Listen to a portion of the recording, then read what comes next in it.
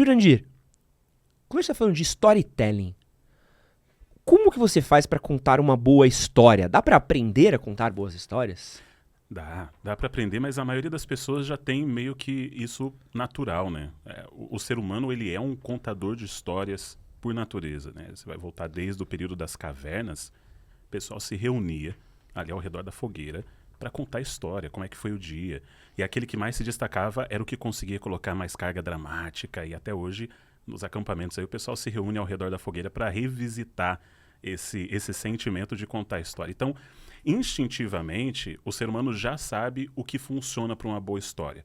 Você tem que ter um conflito, tem que gerar uma tensão, você tem que tornar essa situação cada vez mais impossível e pronto, uma solução que ninguém imaginou.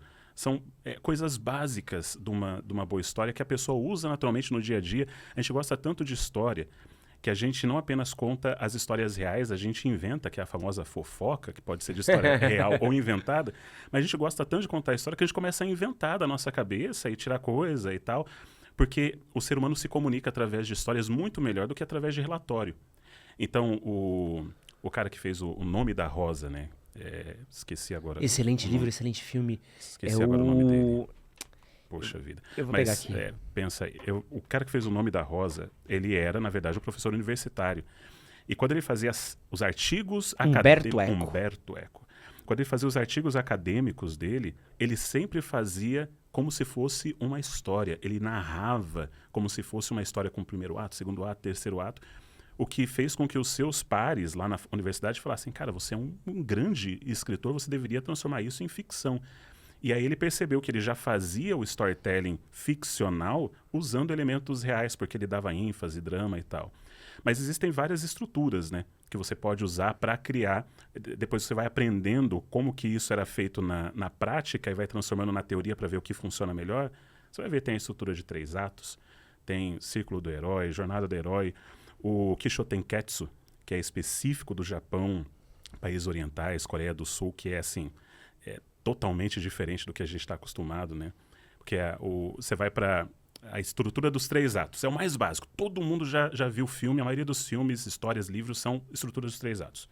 Introdução, desenvolvimento, conclusão. Começo, meio e fim. Começo, meio e fim. Parece simples, mas o Billy Wilder, que foi um dos grandes diretores, ganhou 6 Oscars e tal, o cara ele dizia que era o seguinte: primeiro ato, você coloca o personagem em cima da árvore. Segundo ato, põe fogo na árvore.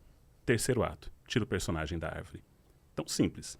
Primeiro ato você mostra quem é, coloca um problema nele em cima da árvore, coloca fogo na árvore, vixe, parece que não vai resolver o problema, soluciona o problema, ele sai. A maioria das histórias é assim.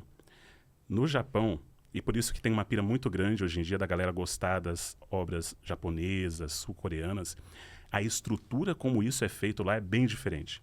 O Kishotenketsu são 4 atos. Para usar um paralelo do que o Billy Wilder disse, seria mais ou menos assim. Primeiro ato, você põe o cara em cima da árvore. Segundo ato, o cara faz amizade com a árvore e começa a conversar com ela.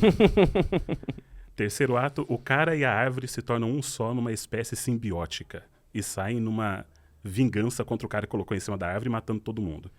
No quarto ato, o cara descobre que a irmã dele não morreu.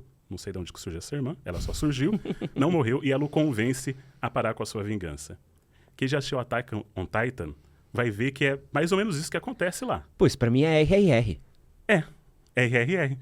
Também é asiático, né? Todo o Bollywood também usa muito. O Bollywood empresta muita coisa da estrutura de 3 atos. Parasita é um exemplo de filme sul-coreano que empresta da estrutura de 3 atos, mas usa também a estrutura de 4 atos japonesa e sul-coreana. Porque não tem um conflito só, são várias coisas e no final nenhum problema é resolvido. É tipo o túmulo dos vagalumes, né? Também. Então, essas são obras que chamam muita atenção da galera hoje em dia, porque elas quebram aquela expectativa de que, eu já sei o que vai acontecer. A maioria dos filmes, séries, hoje você já tem uma expectativa do que vai acontecer. Esse que você acabou de assistir foi um corte do podcast com Jurandir Gouveia. Para assistir o episódio completo, clica aqui do lado, vou deixar um outro corte que com certeza você vai gostar. E não esquece de se inscrever no nosso canal. Valeu!